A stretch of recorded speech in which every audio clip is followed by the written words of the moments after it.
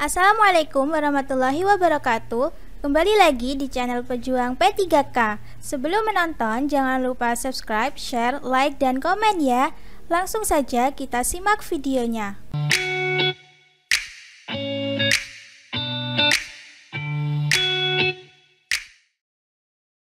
1. Sebutkan perbedaan antara dokumen rekam medis gawat darurat dengan dokumen rekam medis bencana. A. Ringkasan kondisi pasien bencana, hasil pemeriksaan dan penunjang medis dan diagnosis masuk serta indikasi pasien dirawat. B. Jenis bencana dan lokasi di mana pasien ditemukan, kategori dan kegawatan nomor pasien bencana massal dan identitas yang menemukan pasien. C. Catatan observasi klinis dan hasil pemeriksaan dan hasil anamnesis yang mencakup sekurang-kurangnya keluhan dan riwayat penyakit. D. Lokasi di mana pasien ditemukan, kondisi pasien saat pertama ditemukan dan siapa yang menemukan pasien. E. Jenis bencana dan kondisi pasien saat ditemukan, serta lokasi di mana pasien ditemukan pertama kali. Jawabannya adalah B. Jenis bencana dan lokasi di mana pasien ditemukan, kategori dan kegawatan nomor pasien bencana massal dan identitas yang menemukan pasien. Pembahasan. Isi rekam medis dalam keadaan bencana, selain memenuhi ketentuan yang sama seperti isi rekam medis gawat darurat, ditambahkan dengan 1. Jenis bencana dan lokasi di mana pasien ditemukan. 2. Kategori dan kegawatan nomor pasien bencana massal. 3. Identitas yang menemukan pasien.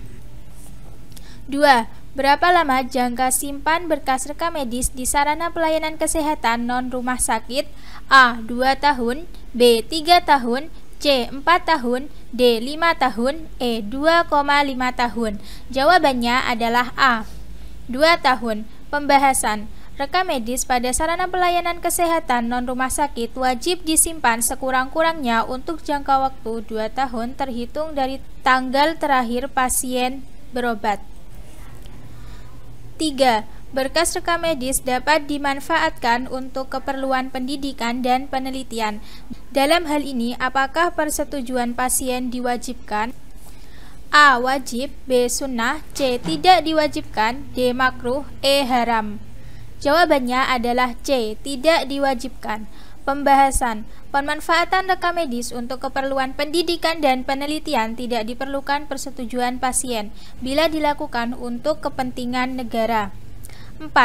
Pemanfaatan rekam medis di bawah ini yang tidak benar adalah A. Pemeliharaan kesehatan dan pengobatan pasien. B. Alat bukti dalam proses penegakan hukum, disiplin kedokteran dan kedokteran gigi dan penegakan etika kedokteran dan etika kedokteran gigi. C. Keperluan pendidikan dan penelitian. D. Kepentingan sosial dan kemajuan ekonomi. E. Alat bukti dalam proses penegakan hukum. Jawabannya adalah D.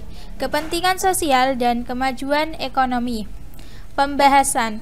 Pemanfaatan rekam medis dapat dipakai sebagai 1. Pemeliharaan kesehatan dan pengobatan pasien. 2. Alat bukti dalam proses penegakan hukum, disiplin kedokteran dan kedokteran gigi, dan penegakan etika kedokteran dan etika kedokteran gigi. 3. Keperluan pendidikan dan penelitian. 4. Dasar pembayar biaya pelayanan kesehatan. 5. Data statistik kesehatan. 5. Psikotropika golongan 1 hanya digunakan untuk tujuan ilmu pengetahuan dan tidak digunakan dalam terapi. Sebutkan psikotropika golongan 1 tersebut. A. Amfetamin, fensiklidin, sekobarbital, metakualon, dan metilfenida. B. Fenobarbital dan flunitrazepam. C. MDMA, ekstasi, LSD, dan ST. D. Diazepam, clobazam, bromazepam, clonazepam, dan nitrazepam. E. Amorbarbital, buprenorfina, dan magadon. Jawabannya adalah C. MDMA, ekstasi, LSD, dan ST. Pembahasan. Psikotropika golongan 1 adalah psikotropika yang hanya digunakan untuk tujuan ilmu pengetahuan dan tidak digunakan dalam terapi, serta mempunyai potensi yang amat kuat mengakibatkan sindrom ketergantungan, yang termasuk golongan ini yaitu MDMA, ekstasi, LSD, dan ST. 6. Aspek rekam medis di bawah ini kecuali A. Aspek administrasi, B. Aspek pendidikan, C. Aspek dokumentasi, D. Aspek kebudayaan, E. Aspek hukum. Jawabannya adalah D. Aspek kebudayaan. Pembahasan.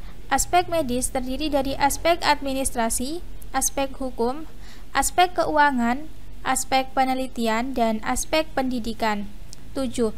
Kartu yang diberikan pasien untuk berobat kembali disebut A. KIUP, B. KIUB, C. KIB, D. KIP, E. KIBP. Jawabannya adalah C. KIB. Pembahasan. KIB adalah kartu tanda pengenal yang diberi ke pasien dan harus dibawa setiap kali berobat rawat jalan maupun rawat inap. 8. Dalam sistem penulisan nama dan pengindeksan, gelar kebangsaan ditulis A. Singkatannya di depan nama, B. Secara lengkap di depan nama, C. Secara lengkap di belakang nama, D. Sama dengan penulisan di KTP, E. Sama dengan penulisan gelar sarjana. Jawabannya adalah C. Secara lengkap di belakang nama. Pembahasan. Dalam sistem penulisan nama dan pengindeksan gelar kebangsaan ditulis secara lengkap di belakang nama. 9. Sistem penyimpanan rekam medis yang menggabungkan rekam medis rawat jalan, rawat inap, dan IGD ke dalam satu folder disebut A. TDF, B. MDF, C. SNF, D. Sentralisasi, E. Desentralisasi. Jawabannya adalah D. Sentralisasi. Pembahasan. Sentralisasi adalah sistem penyimpanan rekam medis yang menggabungkan rekam medis rawat jalan, rawat inap, dan IGD ke dalam satu folder. 10. Penyimpanan dengan sistem angka akhir disebut A. TDF, B. MDF, C. SNF, D. Sentralisasi, E. Desentralisasi. Jawabannya adalah A. TDF. Pembahasan. TDF adalah tindakan menjajar rekam medis yang terfokus pada 2 digit terakhir, 2 digit di tengah, dan 2 digit di depan. 11. Penyimpanan dengan sistem angka tengah disebut A. TDF, B. MDF, C. SNF, D. SNS, E. UNS. Jawabannya adalah B. MDF. Pembahasan. MDF adalah menjajar rekam medis yang terfokus pada 2 digit di tengah, 2 digit di depan, dan 2 digit di belakang. 12. Peraturan perundang-undangan tentang wajib simpan rahasia kedokteran adalah A. Permenkes nomor 269 tahun 2008, B. Permenkes nomor 377 tahun 2007, C. Permenkes nomor 36 tahun 2012, D. PP nomor 10 tahun 1966, E. PP nomor 14 tahun 1996. Jawabannya adalah D. PP nomor 10 tahun 1966.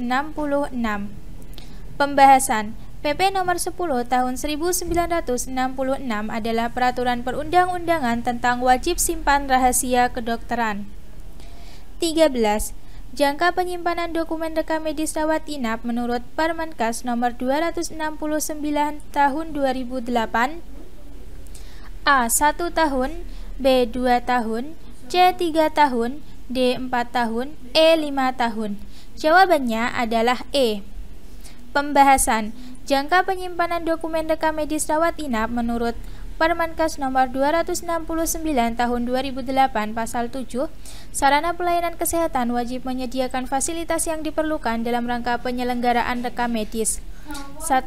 Rekam medis pasien rawat inap di rumah sakit wajib disimpan sekurang-kurangnya untuk jangka waktu 5 tahun terhitung dari tanggal terakhir pasien berobat atau dipulangkan. 14. Rekam medis yang isinya menyangkut sumber ingatan yang harus didokumentasikan dan dipakai sebagai bahan laporan rumah sakit. Aspek apa yang digunakan pada RM tersebut? A. Aspek administrasi, B. Aspek keuangan, C. Aspek dokumentasi, D. Aspek penelitian, E. Aspek pendidikan. Jawabannya adalah C. Aspek dokumentasi. Pembahasan. Aspek dokumentasi adalah rekam medis yang isinya menyangkut sumber ingatan yang harus didokumentasikan dan dipakai sebagai bahan laporan rumah sakit. 15. Berkas rekam medis rawat jalan, rawat inap, dan UGD disimpan dengan sistem penjajaran terminal digit filling.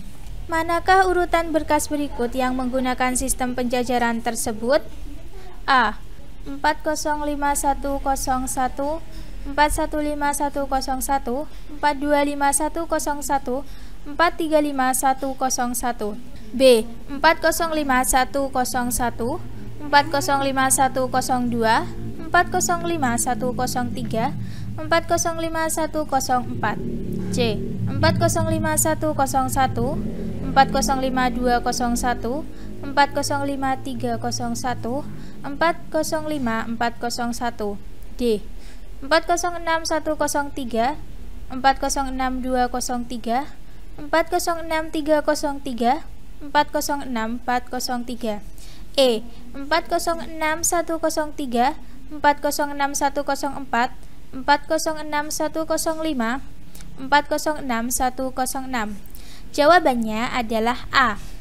405101, 415101, 425101, 435101. Pembahasan. TDF adalah tindakan menjajar rekam medis yang terfokus pada 2 digit terakhir, 2 digit di tengah, dan 2 digit di depan.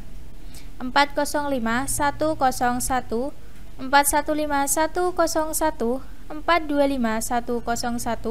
435101. Terima kasih sudah menonton video ini. Jangan lupa like, comment, share, dan subscribe channel ini. Sampai jumpa di video selanjutnya. Semangat pejuang P3K.